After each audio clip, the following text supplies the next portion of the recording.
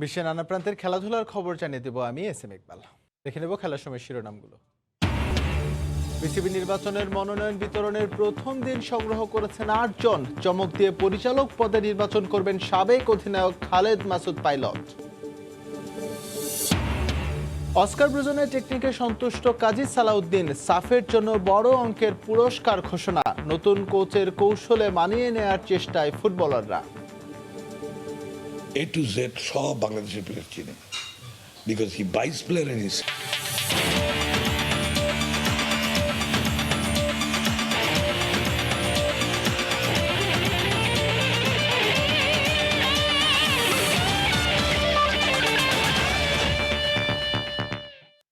শুরু করছি বিসিবি নির্বাচনের খবর দিয়ে। ছবির প্রায় রাজশাহী অঞ্চলের ক্রিকেটকে গোটা দেশের সামনে রোল মডেল হিসেবে দাঁড় করাতে চান খালেদ মাসুদ পাইলট। পরিচালক পদে প্রার্থিতা করতে মনোনয়নপত্র তোলার পর এমনটাই জানিয়েছেন রাজশাহী বিভাগীয় ক্রীড়া সংস্থার এই কাউন্সিলর। আর্থিক প্রণোদনা সম্ভব না হলেও নির্বাচিত হলে তৃণমূলের একাডেমিগুলোকে লজিস্টিক সহায়তা দেওয়ার পরিকল্পনা আছে সাবেক এই অধিনায়কের।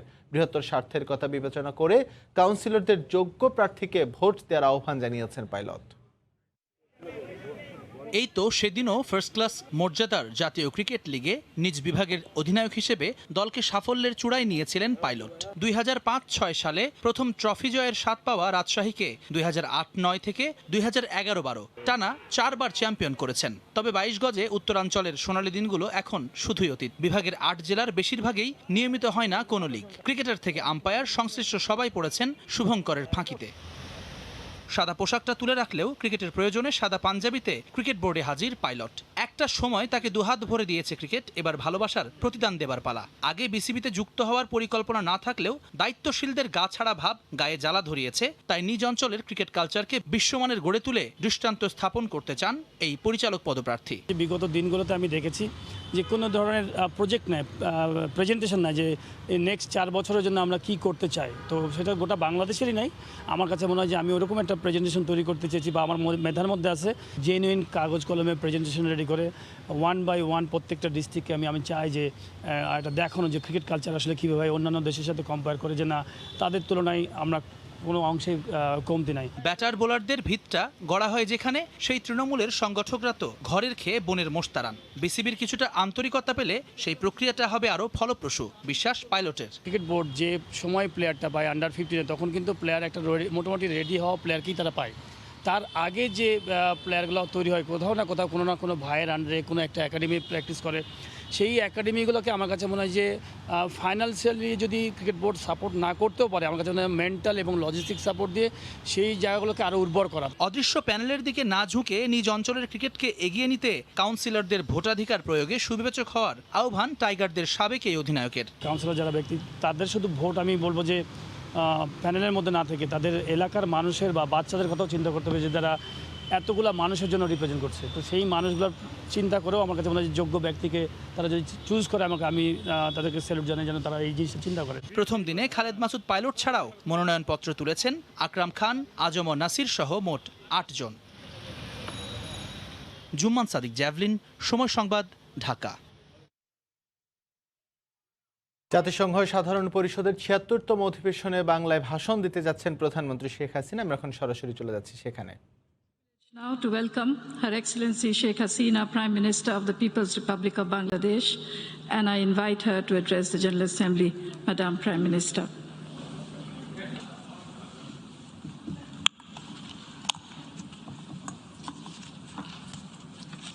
বিসমিল্লাহির রহমানির রহিম। মাননীয় সভাপতি, আসসালামু আলাইকুম। জাতিসংঘের সাধারণ পরিষদের ৭৬তম অধিবেশনের সভাপতি নির্বাচিত হয় আপনাকে আন্তরিক অভিনন্দন জানাচ্ছি। আমাদের দৃঢ় বিশ্বাস আপনার প্রেসিডেন্সি অফ হোপ টেকসই পুনরুদ্ধারের মাধ্যমে এগিয়ে নিয়ে যাবে, যেখানে কেউ পিছনে পড়ে থাকবে না। নজিরবিহীন প্রতিকূলতা সত্ত্বেও সাধারণ পরিষদের ঐতিহাসিক ৭৫তম অধিবেশনে নেতৃত্ব প্রদানের জন্য বিদায়ী সভাপতি জনাব ভোলকান বোজকেলকে আমি আন্তরিক অভিনন্দন জানাচ্ছি। এটা আমার জন্য অত্যন্ত গর্বের যে আমি এ নিয়ে 17 বার জাতিসংঘের সাধারণ অধিবেশনে আমার দেশ বাংলাদেশের প্রতিনিধিত্ব করছি। সাধারণ পরিষদের এই 76তম অধিবেশনটি এমন এক সময় অনুষ্ঠিত হচ্ছে যখন কোভিড-19 বিশ্বজুড়ে অব্যাহতভাবে মানুষের প্রাণ কেড়ে নিচ্ছে। করোনা নতুন ধরনের মাধ্যমে অনেক দেশ বারবার সংক্রমিত হচ্ছে। এই মহামারীতে গোটা বিশ্বের স্বাস্থ্য ব্যবস্থা ও অর্থনীতি বিপর্যস্ত হয়ে পড়ছে। এই সংকটকালে নিবেদিত সেবা ও আত্মত্যাগের জন্য আমি সম্মুখ সারির সকল যোদ্ধার প্রতি শ্রদ্ধা জানাই। কোভিড-19 নির্মম বাস্তবতার প্রেক্ষাপটে এই অধিবেশনের প্রতিপাদ্য প্রত্যাশা অত্যন্ত সময়োপযোগী হয়েছে। বহুপাক্ষিকতাবাদ ও জাতিসংঘ ব্যবস্থার দৃঢ় সমর্থক হিসেবে বাংলাদেশ এই সংকটকালে জাতিসংঘকে আশা ও আকাঙ্ক্ষার প্রতীক হিসেবে দেখে।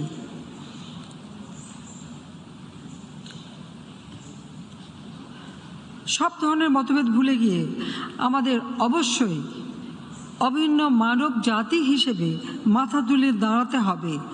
সম্মিলিত শক্তিকে কাজে লাগিয়ে সবার জন্য আবারও সমৃদ্ধ বিশ্ব গড়ে তুলতে হবে।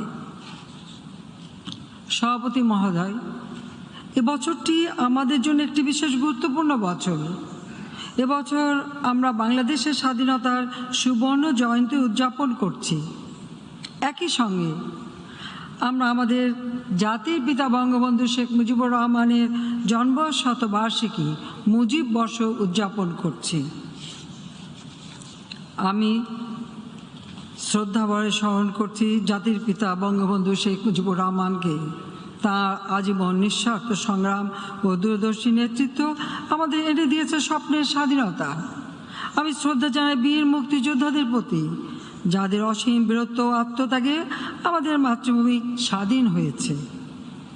আমাদের জাতির পিতা ছিলেন বহু পাক্ষিকতাবাদের একজন দৃঢ় সমর্থক। তিনি জাতিসংঘকে জনগণের আশা আকাঙ্ক্ষার কেন্দ্র মনে করতেন।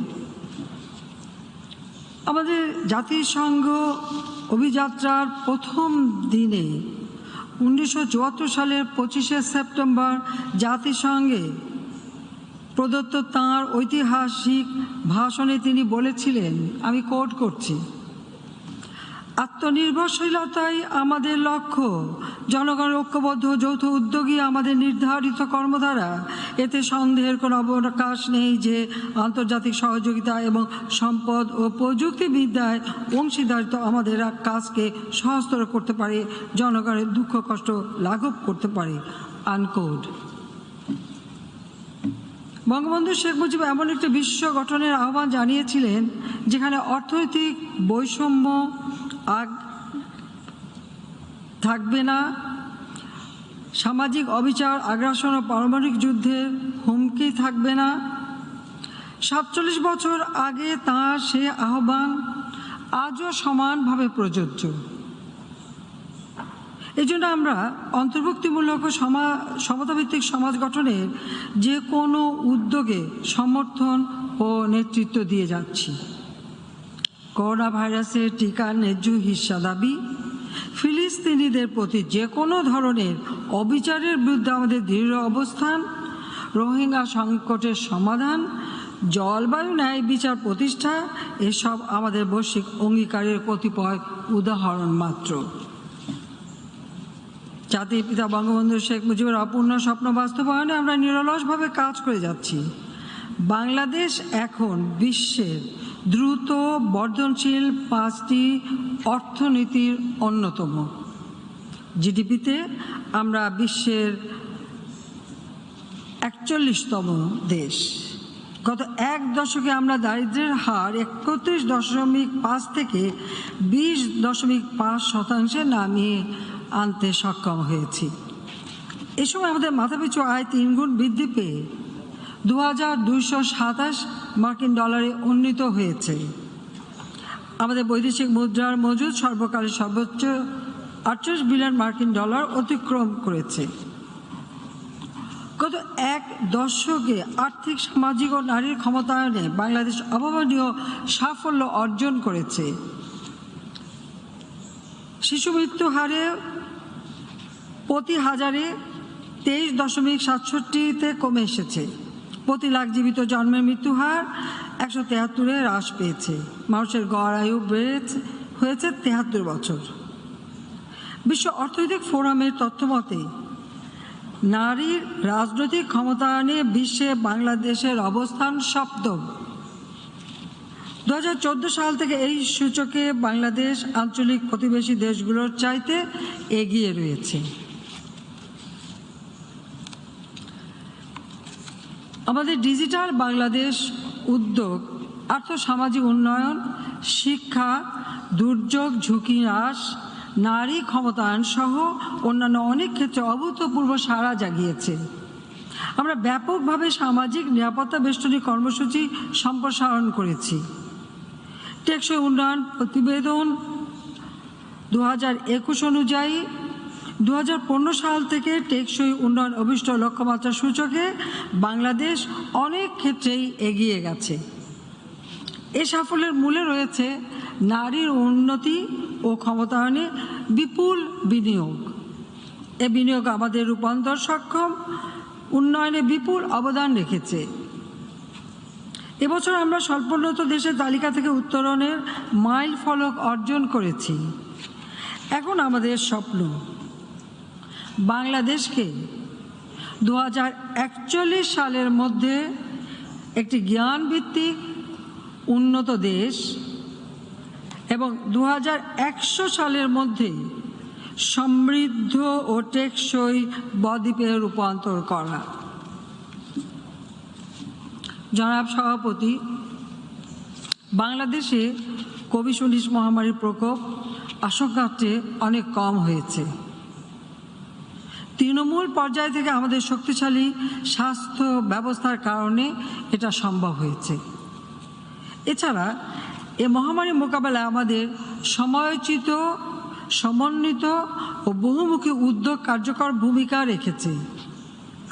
জীবন ও জীবিকার ভারসাম্য রক্ষা করতে শুরুতে আমাদের দেশ বেশ কিছু কঠোর সিদ্ধান্ত নিতে হয়েছিল। অর্থনীতিকে সচল রাখতে বিভিন্ন সময় আমরা 28টি প্রণোদনা প্যাকেজের মাধ্যমে প্রায় 1460 কোটি মার্কিন ডলার বরাদ্দ দিয়েছি, যা মোট দেশজ উৎপাদনের 4.44%। করোনা ভাইরাসের টিকা সংগ্রহের জন্য চলতি অর্থ বছরের বাজেটে 161 কোটি মার্কিন ডলারের সংস্থান রাখা হয়েছে। অতি দরিদ্র, বিশেষ চাহিদা সম্পন্ন, বিদেশ ফেরত প্রবাসী, অসহায় নারীদের মতো সমাজের দুর্বলতর জনগোষ্ঠীর জন্য পর্যাপ্ত উদ্যোগ আমরা গ্রহণ করেছি। গত বছর মহামারীর প্রাদুর্ভাব শুরু থেকে আমরা প্রায় 4 কোটি মানুষকে নগদ অর্থসহ অন্যান্য সহায়তা দিয়েছি। সময়োচিত পদক্ষেপ ও আমাদের জনগণের বিরূপ পরিস্থিতি মোকাবেলার সক্ষমতার কারণে 2020 সালেও আমরা 5% বেশি অর্থনৈতিক প্রবৃদ্ধি অর্জন করতে সক্ষম হয়েছি। মাননীয় সভাপতি, অনাদিকাল হতে মানবজাতি প্রাকৃতিক দুর্যোগ, মহামারী ও মানব সৃষ্ট নানা সংঘাত ও দুর্যোগ মোকাবেলা করে আসছে। এত সত্ত্বেও বুকে আশা ও আত্মবিশ্বাস নিয়ে মানবজাতি এসব পাহাড় সম সমস্যা অতিক্রম করে টিকে রয়েছে। এই মহামারী এমনি একটি সংকট যেখান থেকে বহু মানুষের টিকে থাকার অনুপ্রেরণামূলক এবং উদারতার উদাহরণ সৃষ্টি হয়েছে। তবে দুঃখজনক হলেও এই মহামারী আরও বেশ কিছুদিন স্থায়ী হবে বলে মনে হচ্ছে। সেজন্য এই অভিন্ন শত্রুকে মোকাবেলা করার জন্য অতীতের যে কোনো সময়ের চেয়ে এখন আমাদের অনেক বেশি নতুন, অন্তর্ভুক্তিমূলক ও বৈশ্বিক পরিকল্পনা গ্রহণ করতে হবে। এ বিষয়ে আমি কয়েকটি সুনির্দিষ্ট প্রস্তাব এখানে তুলে ধরতে চাই। প্রথমত, কোভিড মুক্ত একটি বিশ্ব গড়ে তোলার লক্ষ্যে টিকার সার্বজনীন ও সাশ্রয়ী মূল্যে প্রাপ্যতা নিশ্চিত করতে হবে। গত বছর এই মহোদয় অধিবেশনে আমি কোভিড-19 টিকাকে বৈশ্বিক সম্পদ হিসেবে বিবেচনা করার আহ্বান জানিয়েছিলাম।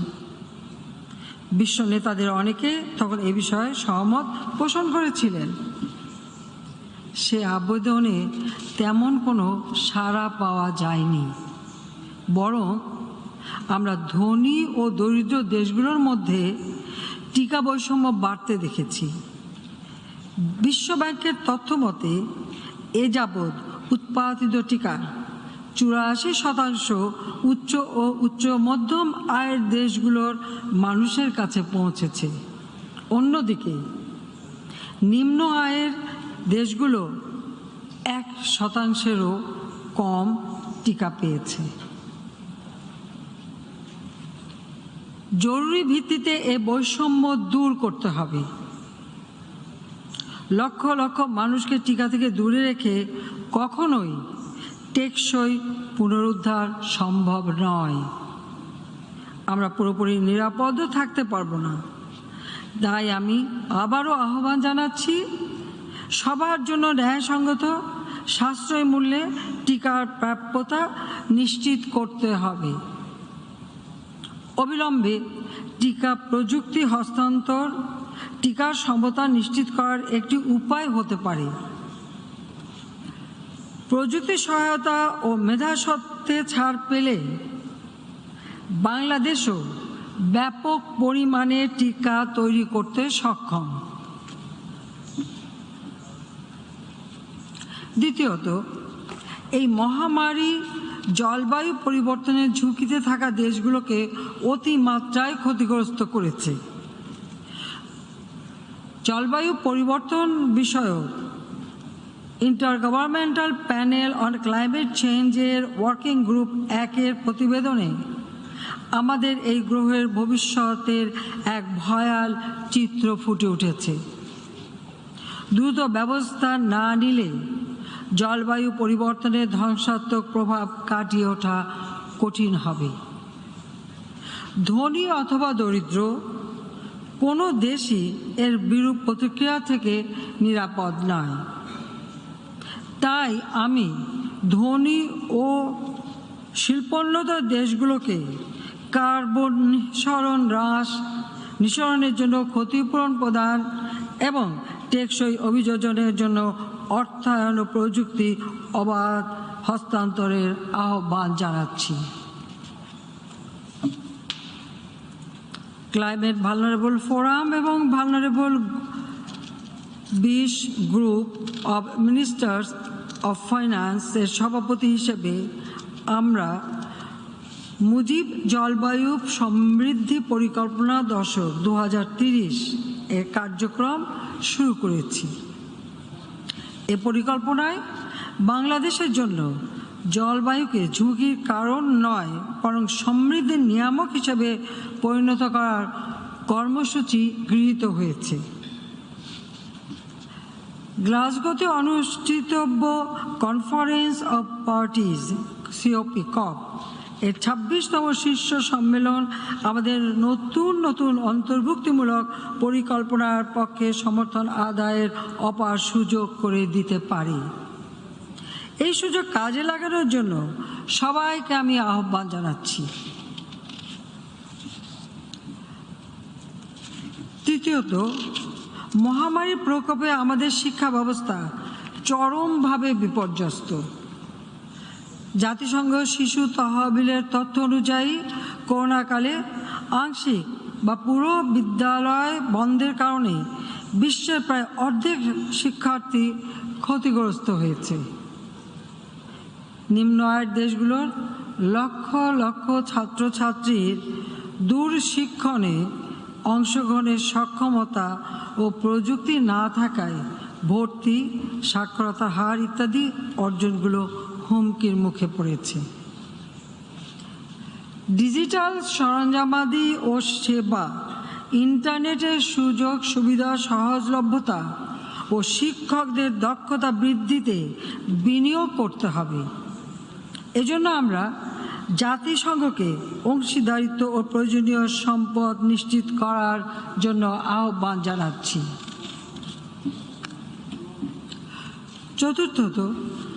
চতুর্থত কোভিড-19 অতিমারীর নজিরবিহীন প্রতিকূল পরিস্থিতির মধ্যে আমরা স্বল্পোন্নত দেশের তালিকা থেকে উত্তরণের পথে রয়েছি। তবে এই মহামারী অনেক দেশের উত্তরণের আকাঙ্ক্ষাকে বিপন্ন করবে। স্বল্পোন্নত দেশের টেকসই উত্তরণ ত্বরান্বিত করার জন্য উন্নয়ন সহযোগীদের কাছ থেকে আমরা প্রণোদনা ভিত্তিক উত্তরণ কাঠামো প্রণয়নে আরও সহায়তা আশা করি।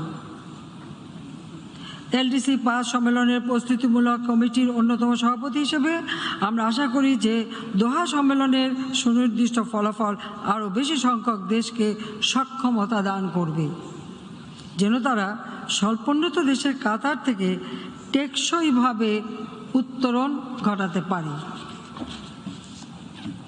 পঞ্চমত, মহামারীকালে প্রবাসীরা অপরিহার্য কর্মী হিসেবে স্বাস্থ্য ও অন্যান্য জরুরি সেবা খাতে গুরুত্বপূর্ণ অবদান রাখছেন। তারাও সম্মুখ সারির যোদ্ধা। তবুও তাদের অনেকে চাকরিচ্যুতি, বেতন কর্তন, স্বাস্থ্য ও অন্যান্য সামাজিক সেবার সহজলভ্যতার অভাব ও বাধ্যতামূলক প্রত্যাবর্তনের ফলে ক্ষতিগ্রস্ত হচ্ছে। এই সংকটকালে অভিবাসী গ্রহণকারী দেশগুলোকে অভিবাসীদের সঙ্গে ন্যায়সঙ্গত আচরণ করার এবং তাদের কর্মসংস্থান, স্বাস্থ্য এবং কল্যাণকে নিশ্চিত করার জন্য আমি আহ্বান জানাচ্ছি। ষষ্ঠত, রোহিঙ্গা সংকট এবার 5ম বছরে পা দিল, কিন্তু এখন পর্যন্ত বলপূর্বক বাস্তুচ্যুত মিয়ানমার নাগরিকদের একজনকেও মিয়ানমারে ফেরত পাঠানো সম্ভব হয়নি। মিয়ানমারের সাম্প্রতিক রাজনৈতিক পট পরিবর্তনে অনিশ্চয়তা তৈরি হলেও এ সমস্যার একটি স্থায়ী সমাধান খুঁজে বের করতে আমরা আন্তর্জাতিক সম্প্রদায়ের জোরালো ভূমিকা ও অব্যাহত সহযোগিতা আশা করি। মিয়ানমারকে অবশ্যই তাদের নাগরিকদের প্রত্যাবর্তনের অনুকূল পরিবেশ তৈরি করতে হবে। এই গুরুত্বপূর্ণ বিষয়ে আমরা আন্তর্জাতিক সম্প্রদায়কে সহযোগিতা করতে সদা প্রস্তুত রয়েছি। বাংলাদেশে তাদের সাময়িক অবস্থানকে নিরাপদ ও সুরক্ষিত রাখতে কিছু সংখ্যক বলপূর্বক বাস্তুচ্যুত মিয়ানমার নাগরিককে আমরা ভাষান্তরে স্থানান্তর করেছি। আশ্রয় শিবিরে কোভিড-19 মহামারীর বিস্তার রোধে টিকা লাভে যোগ্য সকলকে জাতীয় টিকাদান কর্মসূচিতে অন্তর্ভুক্ত করা হয়েছে। আমি আগেও বলেছি, আবারও বলছি, রোহিঙ্গা সংকটের সৃষ্টি মিয়ানমারের, সমাধানও রয়েছে মিয়ানমারের হাতে। রাখাইন রাজ্যে তাদের মাতৃভূমি, সেখানে তারা নিরাপদ, টেকসই ও মর্যাদাপূর্ণ প্রত্যাবর্তনের মাধ্যমেই কেবল এই সংকটের স্থায়ী সমাধান হতে পারে। এজন্য আন্তর্জাতিক সম্প্রদায়কে অবশ্যই গঠনমূলক উদ্যোগ গ্রহণ করতে হবে। আমরা আশা করি আসিয়ানের নেতৃবৃন্দ বাস্তুচ্যুত মিয়ানমার নাগরিক ইস্যুতে গৃহীত প্রচেষ্টাকে আরও বেগবান করবেন। অন্যদিকে আন্তর্জাতিক সম্প্রদায়কে মানবাধিকার লঙ্ঘনের জন্য দায়ীদের জবাবদিহি নিশ্চিতকরণে গৃহীত সকল কর্মকাণ্ডে সহযোগিতা করতে হবে। সভাপতি মহোদয়, আমরা একটি শান্তিপূর্ণ, স্থিতিশীল এবং সমৃদ্ধ দক্ষিণ এশিয়ার স্বপ্ন দেখি। আমরা দৃঢ়ভাবে বিশ্বাস করি যে আফগানিস্তানের বিনির্মাণ ও ভবিষ্যতের গতিপথ নির্ধারণ আফগানিস্তানের জনগণের উপরই নির্ভর করে। আফগানিস্তানের আর্থসামাজিক উন্নয়নের জন্য দেশটির জনগণ আন্তর্জাতিক সম্প্রদায়ের সাথে কাজ করে যেতে বাংলাদেশ সদা প্রস্তুত। বাংলাদেশের পররাষ্ট্রনীতির কেন্দ্রবিন্দুতে রয়েছে শান্তি। শান্তির সংস্কৃতি প্রস্তাবনার প্রধান প্রবক্তা হিসেবে আমরা শান্তিময় সমাজ বিনির্মাণে প্রতিশ্রুতিবদ্ধ। সন্ত্রাসবাদ ও সহিংস উগ্রবাদের করাল থাবায় বিশ্বের বিভিন্ন স্থানে শান্তি ও নিরাপত্তা বিঘ্নিত হচ্ছে। তাই আমরা সন্ত্রাসবাদ সহিংসতার বিরুদ্ধে জিরো টলারেন্স নীতি বজায় রেখেছি। শীর্ষস্থানীয় শান্তিরক্ষী প্রেরণকারী দেশ হিসেবে বৈশ্বিক শান্তিরক্ষায় অবদানের জন্য আমরা গর্ববোধ করি। মহামারী নজিরবিহীন প্রতিকূলতা সত্ত্বেও বাংলাদেশের শান্তিরক্ষীরা বিশ্বজুড়ে কঠিনতম পরিবেশে নিষ্ঠা ও পেশাদারিত্বের সঙ্গে দায়িত্ব পালন করে যাচ্ছে। তাদের নিরাপত্তা ও সুরক্ষা বজায় রাখতে আন্তর্জাতিক সম্প্রদায়কে সম্ভাব্য সকল পদক্ষেপ গ্রহণ করতে হবে। সংবিধানের আলোকে আমরা সর্বদা সম্পূর্ণ নিরস্ত্রীকরণের অবিচল সমর্থক। আমরা দৃঢ়ভাবে বিশ্বাস করি যে পারমাণবিক অন্যান্য গণবিধ্বংসী অস্ত্রের সম্পূর্ণ নির্মূলের মাধ্যমে আন্তর্জাতিক শান্তি ও নিরাপত্তা নিশ্চিত করা সম্ভব। এই প্রত্যয় থেকেই আমরা পারমাণবিক অস্ত্র নিষিদ্ধকরণ চুক্তি অনুস্বাক্ষর করেছি। এই বছরের শুরুতে চুক্তিটি কার্যকর হয়েছে।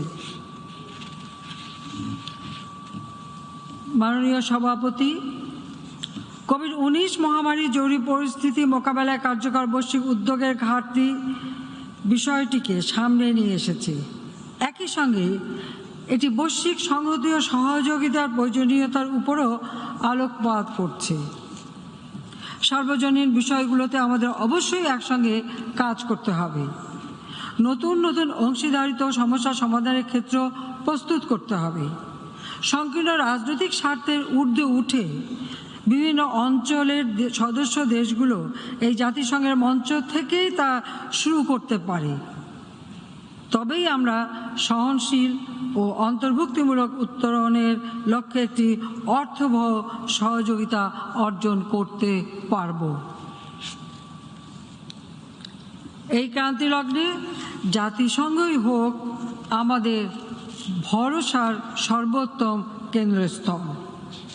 আসুন সেই ভরসাকে বাঁচিয়ে রাখার প্রত্যয়ে আমরা সবাই হাতে হাত মিলিয়ে একযোগে কাজ করি। আমি বক্তব্য শেষ করবার পূর্বে সারা বিশ্বে শান্তি ও ন্যায় বিচার প্রতিষ্ঠার এই মহান সংস্থার সামনে বিগত প্রায় ৪৬ বছর আগে আমার পরিবারের সদস্যদের নির্মমভাবে হত্যার ন্যায় বিচার পাওয়ার প্রত্যাশার কথা তুলে ধরতে চাই। ১৯৭৫ সালের ১৫ই আগস্ট ভোরে একদল বিপদগামী ঘাতক আমার পিতা, বাংলাদেশের তৎকালীন রাষ্ট্রপতি, জাতির পিতা বঙ্গবন্ধু শেখ মুজিবুর রহমান, আমার স্নেহময়ী মা বেগম ফজিলাতুন্নেসা মুজিব, আমার ছোট ৩ ভাই মুক্তিযোদ্ধা ক্যাপ্টেন শেখ কামাল, মুক্তিযোদ্ধা লেফটেন্যান্ট শেখ জামাল এবং ১০ বছরের ছোট্ট ভাইটি শেখ রাসেল, আমার চাচা মুক্তিযোদ্ধা শেখ আবু নাসের সহ আমাদের পরিবার আত্মীয় স্বজন সহ 18 জনকে নির্মমভাবে হত্যা করা হয়েছিল। আমি আর আমার ছোট বোন রেহানা আমরা তখন বিদেশে ছিলাম বলে ঘাতকের হাত থেকে বেঁচে গিয়েছিলাম। 6 বছর আমরা দেশে ফিরতে পারিনি। মিলিটারি ডিক্টেটর আমাদের দেশে আসতে দেয়নি। স্বজন হারানোর বেদনা বুকে নিয়ে বিদেশের মাটিতে নির্বাসিত জীবন কাটিয়েছি। এরপর জনগণের সমর্থন নিয়ে দেশে ফিরে আসার সুযোগ পাই। দেশে এসে আমি আমার দেশের মানুষের গণতান্ত্রিক অধিকার, ভোট ও ভাতের অধিকার আদায়ের সংগ্রাম শুরু করি। অনেক ঘাত প্রতিঘাতের মধ্য দিয়েই আমাকে চলতে হয়েছে। বারবার মৃত্যুর মুখে পড়তে হয়েছে। কারাবরণ করতে হয়েছে, থেমে থাকিনি, পথ চলেছি। আমার একটাই লক্ষ্য, আমার পিতা, জাতির পিতা বঙ্গবন্ধু শেখ মুজিব যে স্বপ্ন দেখেছিলেন সুখী সমৃদ্ধ সোনার বাংলাদেশ প্রতিষ্ঠা করবেন, আমি সেই কাজ আন্তরিকতার সাথে করে যাচ্ছি। যতদিন বেঁচে থাকব মানুষের কল্যাণের জন্য নিজের জীবনকে আমি উৎসর্গ করেছি, মানুষের জন্য কাজ করে যাব। ইনশাল্লাহ বাংলাদেশের মানুষ উন্নত জীবন পাবে। আপনাদের সবাইকে আমি আবারও আন্তরিক ধন্যবাদ জানাচ্ছি। খোদা হাফেজ। জয় বাংলা, জয় বঙ্গবন্ধু, বাংলাদেশ চিরজীবী হোক।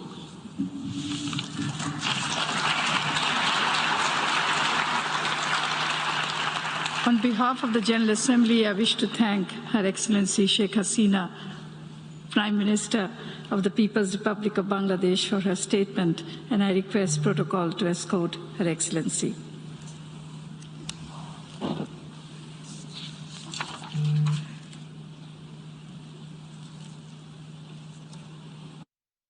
জাতিসংঘ সাধারণ পরিষদের ৭৬তম অধিবেশনে ভাষণ দিচ্ছিলেন প্রধানমন্ত্রী শেখ হাসিনা। আমরা এতক্ষণ ছিলাম সেখানে।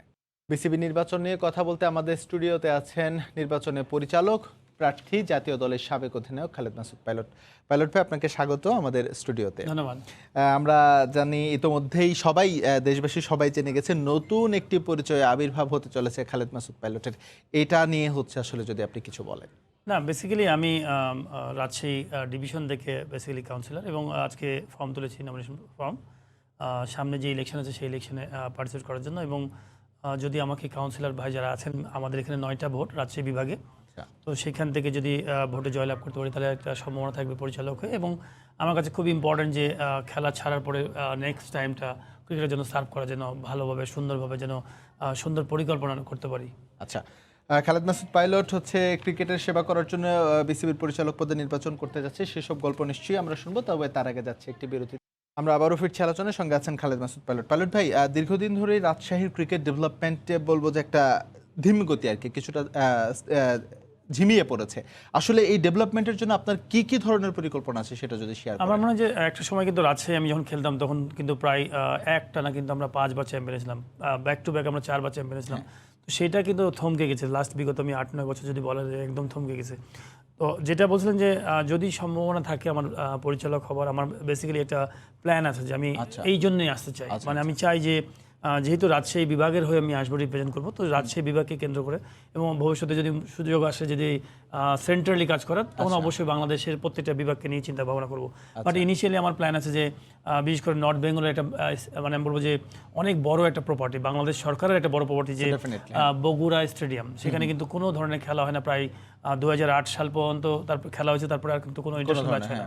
তো সেই মাঠটাকে ডেভেলপ করে আমার কাছে মনে হয় যে অলরেডি মাঠ আছে, মানে কয়েকশো কোটি টাকার একটা প্রজেক্ট, যেটা হয়তো দেখা গেলো নষ্ট হয়ে যাচ্ছে। তো সেইটাকে কী করে এস্টাবলিশ করা যায় এবং সেখানে ইন্টারন্যাশনাল ক্রিকেট টুর্নামেন্ট কী করে নেওয়া যায়, প্লাস হচ্ছে বিপিএল এর ম্যাচগুলোকে কী করে আনা যায়। বিকজ হচ্ছে যে এই নর্থ বেঙ্গলে পুরো রাজশাহী এবং রংপুরের জায়গাটার মধ্যে কিন্তু কোনো রকম খেলার মানুষ দেখার সুযোগ পায় না, সেটাকে জনপ্রিয় করার জন্য ক্রিকেটটাকে, এবং সেটা খুবই ইম্পর্টেন্ট আমার কাছে মনে হয় ইস্যু।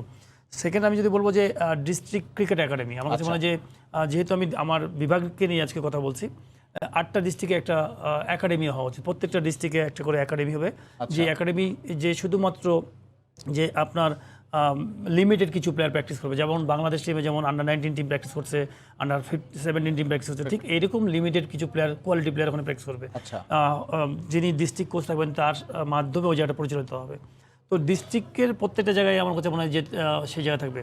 আরেকটা হচ্ছে যে ডিভিশন কাপ, আমার কাছে মনে হয় যে যদি আমরা ন্যাশনাল চ্যাম্পিয়নশিপ বলে থাকি সবসময়, যে প্রত্যেকটা ডিস্ট্রিক্টকে নিয়ে, মানে বিশেষ করে 8টা ডিস্ট্রিক্টকে নিয়ে একটা ডিভিশন কাপ হতে পারে, যে তাদের মধ্যে ইন্টারনাল ক্রিকেট টুর্নামেন্ট সিনিয়র প্লেয়ারদের, সেখানে হতে পারে আন্ডার-19 ক্রিকেট টুর্নামেন্ট নিজেদের মধ্যেই, আন্ডার-15 ক্রিকেট টুর্নামেন্ট হতে পারে, এবং সাধারণত আমি বলবো যে স্কুল ক্রিকেটকে আমি খুব জনপ্রিয় করতে চাই। এখনও যে স্কুল ক্রিকেট হয়, বাট হয়তো লিমিটেড কিছু স্কুলগুলোকে নেয়। আমার কাছে প্ল্যান হচ্ছে যে প্রত্যেকটা জেলাতে যতগুলো স্কুল আছে সবগুলো যেন পার্টিসিপেট করতে পারে, এইভাবে যেন প্রত্যেকটা জেলায় যেন স্কুল ক্রিকেট টুর্নামেন্ট হয়, বাচ্চারা যেন ক্রিকেট খেলার সুযোগটা পায় এবং ওখানে ট্যালেন্ট প্লেয়ার বের করে নিয়ে আসে।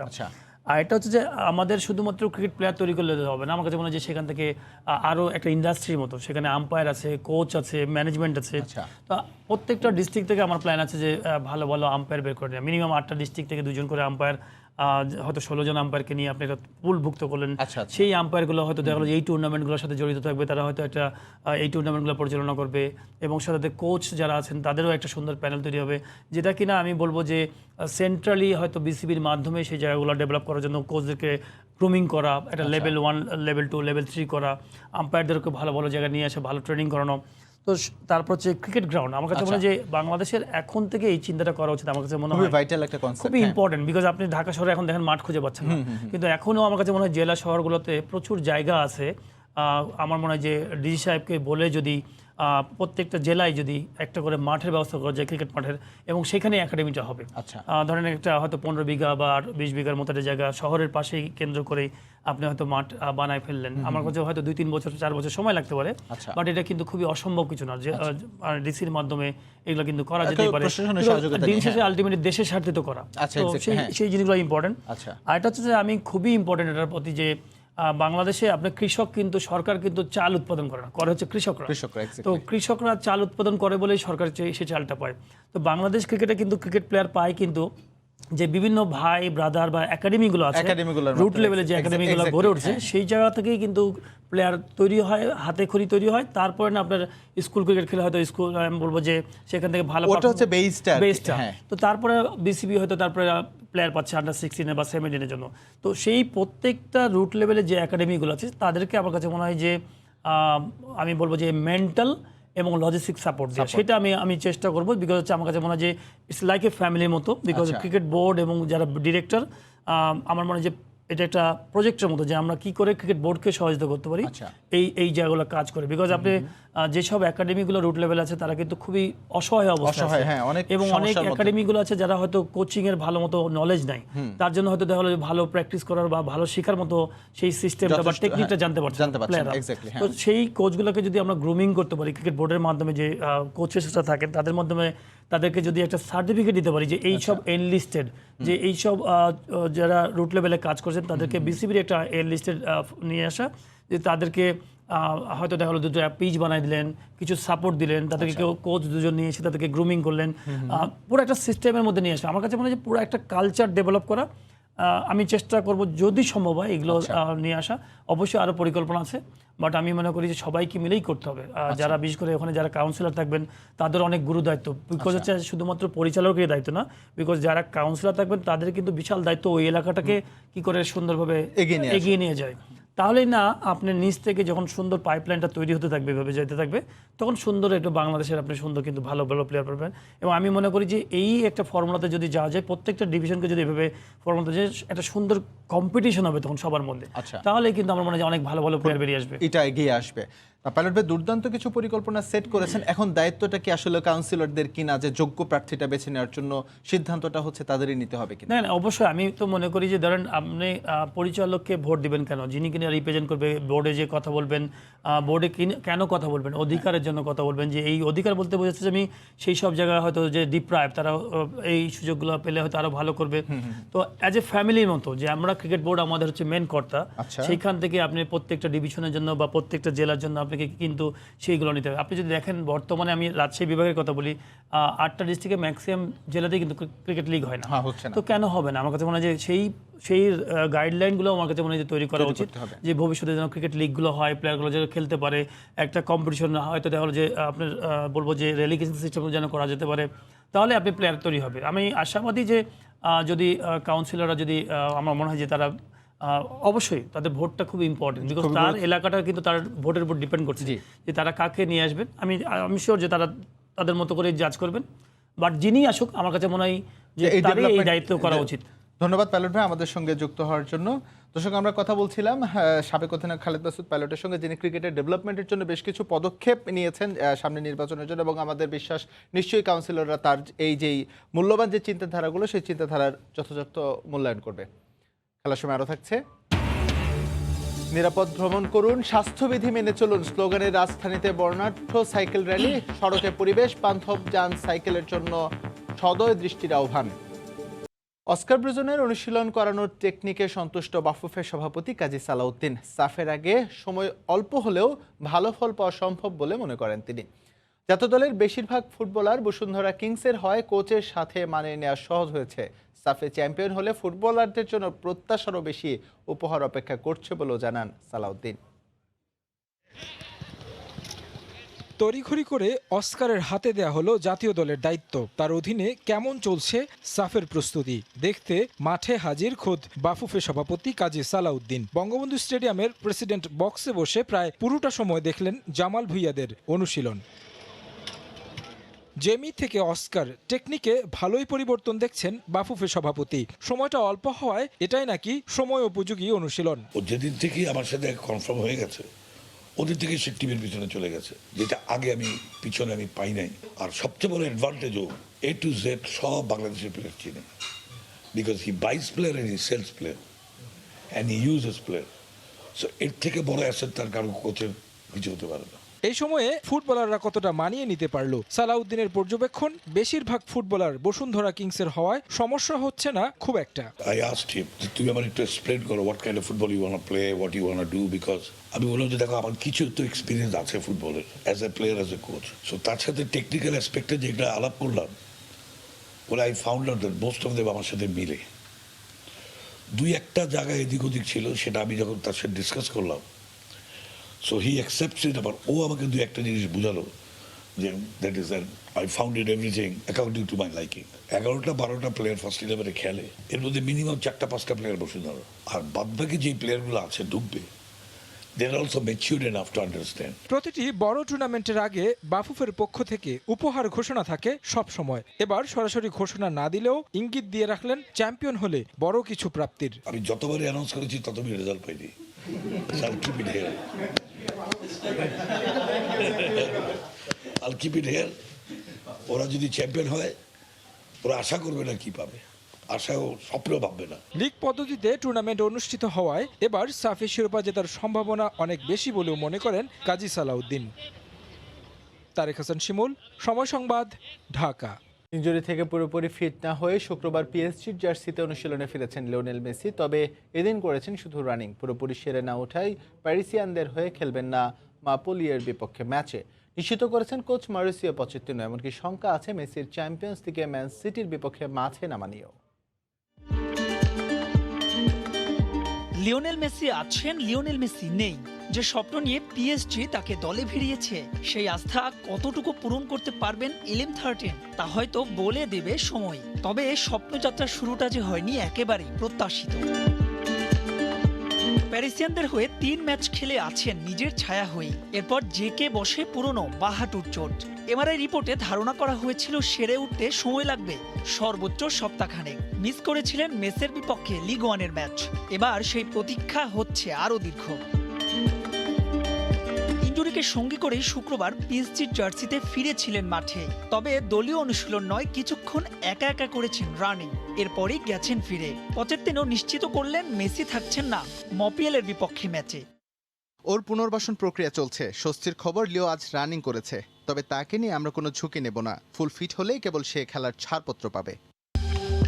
প্রশ্ন, তবে সাবেক গুরু পেপ গার্দিওলার বিপক্ষে চ্যাম্পিয়ন্স লিগের ম্যাচে ফিরতে পারবেন তো লিওনেল? এ নিয়ে অবশ্য রহস্য রেখে দিলেন পিএসজির কোচ। লিও চ্যাম্পিয়ন্স লিগে খেলবে কিনা এমন সিদ্ধান্ত নিতে আমাদের হাতে এখনও কয়েকদিন সময় আছে। আমরা শেষ পর্যন্ত ওর জন্য অপেক্ষা করব। তবে শেষ পর্যন্ত মেসি সিটির বিপক্ষে না খেলতে পারলেও আমাদের হাতে দারুণ একটা স্কোয়াড আছে। 29 সেপ্টেম্বর ঘরের মাঠে চ্যাম্পিয়ন্স লিগের ম্যাচে সিটিজেনদের আতিথ্য দেবে পিএসজি। মাহবুব রিমন, সময় সংবাদ। আগামী 26 সেপ্টেম্বর শুরু হচ্ছে একাডেমি কাপ টি20 টুর্নামেন্ট। রাজধানীর একটি রেস্টুরেন্টে আজ এক জমকালো আয়োজনের মধ্য দিয়ে এর উদ্বোধন ঘোষণা করা হয়। এবারের একাডেমি কাপ টি20 টুর্নামেন্টে অংশ নেবে 16টি দল। 4 গ্রুপে বিভক্ত হয়ে একে অন্যের প্রতিদ্বন্দ্বিতা করবে। এর আগে 2020 সালে প্রথমবারের মতো আয়োজন করা হয় একাডেমি কাপ। এ ধরনের আয়োজনের মধ্য দিয়ে ক্রিকেটের পাইপলাইন সমৃদ্ধ হবে বলে মনে করেন আয়োজকরা। উদ্বোধনী অনুষ্ঠানে উপস্থিত ছিলেন দেশের সাবেক ও বর্তমান ক্রিকেটাররা। তাদের উপস্থিতিতে টুর্নামেন্টের ট্রফি উন্মোচন করা হয়। ইলেকট্রনিক মিডিয়ার ভাইরা এখানে আসছেন, আপনাদের